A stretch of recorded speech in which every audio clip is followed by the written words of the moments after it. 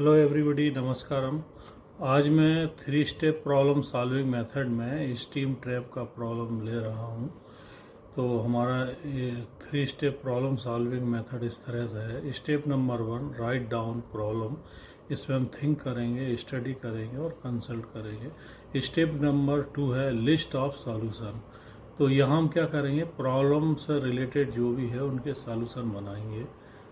और step number 3 है select favourite solution from step number 2 and start the work. तो आइए अब हम अपना प्रॉब्लम लेना चालू करते हैं। यहाँ मैं स्टीम ट्रैप सर्किट डायग्राम दे रखा है, इसको मैं थोड़ा सा एक्सप्लेन कर देता हूँ। ये लाल रंग का पाइप आप देख रहे हैं, ये स्टीम का हेडर है, यहाँ से स्टीम आता है। और आगे इससे मैंने ब्लू कलर का पाइप लिया है। यहाँ क्या होगा, स्टीम हेडर में जो वाटर कंडेंस होगा वो आने के लिए है। तो आगे ब्लू कलर की लाइन में एक प्रेशर गेज भी दिया होगा कि लाइन का हम प्रेशर भी चेक कर सकते हैं। उसके बाद आगे जाके 1 नंबर वाल्व है। 1 नंबर वाल्व से स्टीम, एक ब्लैक कलर का जो आप देख रहे हैं ये स्टेनर है। स्टेनर इसलिए लगाया कि मान लीजिए हेडर में कहीं रस्टिंग है, कुछ है या कुछ फॉरेन मटेरियल है स्टीम के साथ, तो वो स्टेनर में रुक जाएगा, या कोई कचड़ा XYZ जो भी है। स्टेनर इसलिए लगाया जाता है कि हमारा जो स्टीम ट्रैप है उसको कोई नुकसान ना हो। तो स्टेनर के बाद हमारा स्टीम ट्रैप है। उसके बाद हमने वाल्व नंबर 3 लगा रखा है। वाल्व नंबर 3 के बाद फिर आगे जो कंडेंसेट है लाइन में जाएगा, वहाँ हमने एक प्रेशर गेज भी लगा रखा आउटलेट में। उसके बाद वाल्व नंबर 5 है। वाल्व नंबर 5 से होता हुआ हमारा कंडेंसेट रिकवरी में जाएगा। कंडेंसेट रिकवरी क्या करती है, वाल्व नंबर 6 के थ्रू बॉयलर में अपना जो कंडेंसेट जितना भी कलेक्ट हुआ है वो भेज देते हैं। तो यहाँ मैंने एक वाल्व नंबर 4 और लगाया है। वो 4 इसलिए लगाया है कि कभी हमको स्टीम ट्रैप चेक करना है सही वर्किंग कर रहा है नहीं कर रहा, तो हम क्या करेंगे, 5 नंबर वाल्व को क्लोज कर देंगे और 4 नंबर वाल्व को हम क्या करेंगे, ओपन कर देंगे। तो इससे क्या होगा, जो स्टीम ट्रैप से होके जो कंडेंसेट आ रहा है वो हमें इधर बकेट जो मैंने नीचे लगा रखी उसमें आने लगेगा। और यदि कंडेंसेट वाटर नहीं आता है, यदि स्टीम आता है, तो हम मान लेंगे कि हमारा स्टीम ट्रैप जो भी लगा हुआ वो ख़राब है। और एक ये 2 नंबर वाल ही मैंने लगा रखा है, वो इसलिए लगा रखा है, ये बाईपास वाल है। जब हमको ये देखना है कि स्टीम जो हेडर है उससे ज़्यादा कंडेंसेट आ रहा है, तो हमारा जो स्टीम ट्रैप वाल्व है वो ओवरलोड हो सकता है। जब कभी बॉयलर स्टार्ट करते हैं या आगे कोई हमारा स्टीम की रिक्वायरमेंट बढ़ जाती है, उस समय कंडेंसेट ज़्यादा आने लगता है, वाटर ज़्यादा आने लगता है। तो स्टीम ट्रैप वाल्व ओवरलोड ना हो इसलिए हम इसको बाईपास वाल्व एक लगा देते हैं। तो कुछ समय के लिए उसे खोल देंगे जिससे जो कंडेंसेट इमीडिएट आया है वो निकल जाए। अब हम स्टेप नंबर 1 पे आते हैं। स्टेप नंबर 1 है राइट डाउन प्रॉब्लम। तो हमारी प्रॉब्लम है how to check steam trap is working और नॉट। मतलब हमारा स्टीम ट्रैप है वो वर्क कर रहा है या नहीं कर रहा है, इसके बारे में जानेंगे। तो इसमें हमारा थिंकिंग, स्टडी एंड कंसल्ट भी आएगा। तो अभी हम चलते हैं थिंकिंग की तरफ। थिंकिंग वाले पार्ट में कंट्रीब्यूटर एलिमेंट्स हैं feed water contamination, quality of feed water, improper steam trap size and prevention, entrainment of rust, entrainment of other debris inside the trap। तो इसमें क्या है, यदि फीड वाटर है, यदि वो कंटामिनेंट है तो भी दिक्कत हो जाएगी। उसके अंदर कुछ मटेरियल मिला हुआ है या कुछ डस्ट है या डर्ट है, वो चीज़ें देखना पड़ेगी। और क्वालिटी ऑफ वाटर कैसा है, यदि वाटर में हार्डनेस होगा या इम्प्योरिटी होगी तो भी प्रॉब्लम हो सकता है। वो स्टीम ट्रैप में जाके प्रॉब्लम क्रिएट कर सकता है। उसमें स्केलिंग जमा हो जाएगी, स्केलिंग जमा होगा तो प्रॉपर फंक्शन नहीं कर पाएगा। और जो स्टीम ट्रैप है उसकी साइज़ भी डिपेंड करता है। जहाँ पर बड़ा साइज़ का स्टीम ट्रैप लगना चाहिए और यदि हम वहाँ छोटा साइज़ का लगा देते हैं तो भी दिक्कत होगा, वो बराबर काम नहीं करेगा। तो हमको देखना है कि हमारा डिज़ाइन किस हिसाब से है, वो कंडेंसेट का लोड कितना है, उसको देख के वहाँ स्टीम ट्रैप का साइज़ हमको डिसाइड करना पड़ेगा किस साइज़ का लगाएं। और हमेशा ये देखना है कि स्टीम ट्रैप जो है उसमें कोई भी डस्ट पार्टिकल या आपका मेटल पार्टिकल्स ये सब नहीं आना चाहिए। वो यदि आ रहा है तो ये चीज़ें स्टीम ट्रैप को प्रॉब्लम कर सकती हैं, स्टीम ट्रैप की वर्किंग को इफेक्टेड कर सकती हैं। स्टडी वाले पार्ट में मैं इतना ही कहूँगा कि स्टीम ट्रैप का एक बार आप स्टडी कर लीजिए, इसका जो मैनुअल है या उसका जो प्रोसीजर है या उसका जो फंक्शन है उसको एक बार आप देख लीजिए। और उसके बाद भी यदि समझ में नहीं आता है तो जो भी आपके यहाँ स्टीम ट्रैप के अच्छे जानकार हैं उनसे आप कंसल्ट भी कर सकते हैं। Step number 2, list of solution. तो लिस्ट ऑफ सॉल्यूशन में पहला मेरा पॉइंट आ रहा है कि सबसे पहले तो हम ये देखेंगे कि steam traps are working in good condition और स्टीम लीकेज फ्रॉम इट और flow of water condensate from it is block. तो यही है कि इसमें स्टीम ट्रैप बराबर काम कर रहा है, नहीं कर रहा है, या इसमें से स्टीम पास हो रही है, या हमारा जो वाटर कंडेंसेट निकलना चाहिए वो ब्लॉक कर दिया है।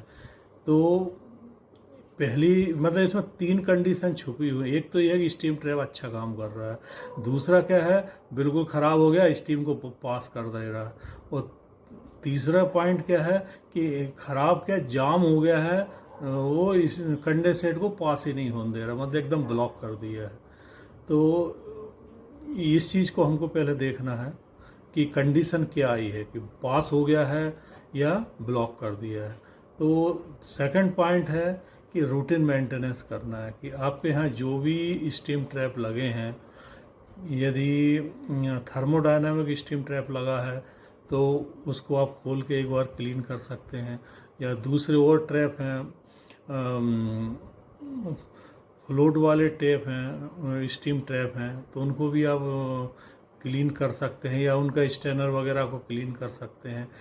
और यदि बकेट वाला है आपके पास तो उसमें भी स्टैनर वगैरह होता है, उनको आप साफ कर सकते हैं। तो ये रूटीन मेंटेनेंस जो भी है एक बार उनका मैनुअल में देख लीजिए, उसका मेंटेनेंस क्या क्या करना है तो वो करना है। हर एक स्टीम ट्रैप के साथ आपको एक मैनुअल आएगा, उस मैनुअल को एक आप पढ़ लीजिए, नहीं है तो आप सप्लायर से डिमांड करके ले लीजिए कि इसका मेंटेनेंस कैसे करना है, तो वो प्रोसीजर उसमें दे देंगे। हर कंपनी अपने हिसाब से प्रोसीजर थोड़ा अलग बनाती है, तो वो आप पढ़ेंगे तो आपको मालूम पड़ जाएगा। तीसरा है replacement of internal parts of steam trap. यदि कोई स्टीम ट्रैप है, यदि वो उसे आप खोल सकते हैं तो देख लीजिए उसका जो कोई पार्ट्स वगैरह ख़राब हो गए हैं उनको रिपेयर कर लीजिए या रिप्लेस कर दीजिए। और इसके बाद में नहीं होता तो फोर्थ मेरा पॉइंट है रिप्लेसमेंट ऑफ ट्रैप। इन सब के बाद भी नहीं होता तो फिर आपको स्टीम ट्रैप चेंज करना पड़ेगा, वो निकाल के नया लगाना पड़ेगा। फिफ्थ पॉइंट है some of the methods are used to test the operating condition of a steam trap to determine if it is working properly, including visual observation, measuring temperature, measuring sound, vibration or ultrasound, and some combination of these methods। तो इसमें यही है कि हमको steam trap सही काम कर रहा नहीं कर रहा है इसका चेक करना है। तो कुछ मेथड हैं, जैसे हम विजुअल भी चेक कर सकते हैं, टेम्परेचर के द्वारा भी हम पता कर सकते हैं। टेम्परेचर इनलेट आउटलेट का मेजरमेंट लेके हम पता कर सकते हैं कि स्टीम ट्रैप में इनलेट टेम्परेचर कितना आ रहा, आउटलेट कितना आ रहा है, क्योंकि इनलेट साइड का टेम्परेचर थोड़ा ज़्यादा रहेगा और आउटलेट का कम आना चाहिए। यदि दोनों बराबर है तो इसका मतलब पास हो गया है। और यदि दोनों में भी टेम्परेचर बहुत कम है, कि स्टीम वाटर का जो टेम्परेचर होता है मैक्सिमम 100 होता है, तो कम से कम 70 या इसके अराउंड हो, 70-80, तो कोई दिक्कत नहीं है। यदि बहुत ही ज़्यादा कम पड़ा कि एटमॉस्फेयर के टेम्परेचर के आसपास हो गया है, 40-50 डिग्री सेंटीग्रेड टेम्परेचर हो गया, इसका मतलब दोनों एंड पे यदि इतना कम टेम्परेचर होगा, इसका मतलब वो ब्लॉक हो गया है। ये भी हम अंदाज़ा लगा सकते हैं। और दूसरी मेथड क्या है कि साउंड देख लेंगे कि उसके अंदर जो साउंड आ रहा है उससे हम जजमेंट लगा सकते हैं बराबर काम कर रहा है कि नहीं कर रहा है। कुछ वाइब्रेशंस हैं, जब ऑपरेट होता है थोड़ा वाइब्रेशन आता है, अल्ट्रासाउंड वगैरह है, कॉम्बिनेशन कई एक या दो मेथड का कॉम्बिनेशन हो जाता है, उस तरह से हम चेक कर सकते हैं और उसके बाद हम एक्शन ले लेंगे। यहाँ 5.1 पॉइंट ले रखा है test trap through visual observation.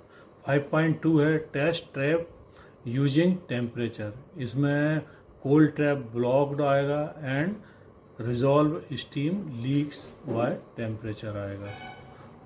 5.3 है testing the steam trap using sound method by using the stethoscope to amplify the sound within a trap. जैसा कि मैंने अभी बताया 5.1 testing trap through visual observation. तो विजुअल ऑब्जर्वेशन में यहाँ मैं यही सर्किट डायग्राम ले रहा हूँ, इससे हम समझेंगे। तो इसमें यही है कि हम वाल्व नंबर 1 और वाल्व नंबर 3 के बीच में एक स्टेनर लगा हुआ है और स्टीम ट्रैप लगा हुआ है। तो स्टीम ट्रैप है बराबर काम कर रहा है नहीं कर रहा है, तो इसका हम पता ऐसा लगाएंगे कि वाल्व नंबर 5 को हम पहले बंद कर देंगे और वाल्व नंबर 1 और वाल्व नंबर 3 को हम खोल देंगे। तो क्या होगा, जो हेडर में से कंडेंसेट है वो वाल्व नंबर 1 में से होता हुआ हमारा स्टीम ट्रैप में आएगा, स्टीम ट्रैप से वाल्व नंबर 3 में जाएगा और आगे प्रेशर गेज लगा हुआ वहाँ से होता हुआ, हमने चूंकि वाल्व नंबर 4 खोला है तो ये 4 में से ही पास होगा। तो वहाँ हम देखेंगे कि हमने जो बकेट नीचे लगा रखी उसमें वाटर कंडेंसेट आ रहा है या स्टीम आ रहा है। यदि वाटर कंडेंसेट आ रहा है तो इसका मतलब हमारा स्टीम ट्रैप है वो सही काम कर रहा है। यदि वाटर नहीं आ रहा है, वाटर कंडेंसेट नहीं आ रहा है और स्टीम आना चालू हो गई, इसका मतलब हमारा जो स्टीम ट्रैप है वो ख़राब हो गया, वो पास हो गया, उसमें से डायरेक्ट स्टीम आ रहा है, वो काम नहीं कर रहा। और तीसरी कंडीशन क्या हो सकती है कि वाटर भी नहीं आएगा, स्टीम भी नहीं आएगा। यदि ये दोनों ही चीज़ नहीं आ रही, इसका मतलब ये चोक हो चुका है, ब्लॉक हो चुका है। इस कंडीशन में भी हमको चेंज करना पड़ेगा। दोनों कंडीशन है, यदि स्टीम आ रही है तो भी हमको चेंज करना है, और यदि वाटर नहीं आ रहा है, स्टीम नहीं आ रही, तो भी चेंज करना पड़ेगा, ब्लॉक हो गया। तो ऐसे हम विजुअल भी चेक कर सकते हैं। इसके लिए हमको ये वाल नंबर 4 एक्स्ट्रा लगाना पड़ेगा। कई लोग लगाते हैं, कई लोग नहीं लगाते हैं। तो देख लीजिए, यदि विजुअल इंस्पेक्शन करना है तो ये सिस्टम आपको देना पड़ेगा। 5.2 testing trap using temperature, cold trap blocked and resolve steam leaks by temperature. 5.2 को हम ऐसा समझ सकते हैं कि अब इसमें सर्किट में देख लीजिए, वाल्व नंबर 1 है और वाल्व नंबर 3 है। इसके वाल्व नंबर 1 के आगे स्टेनर लगा है और उसके बाद हमारा स्टीम ट्रैप लगा है।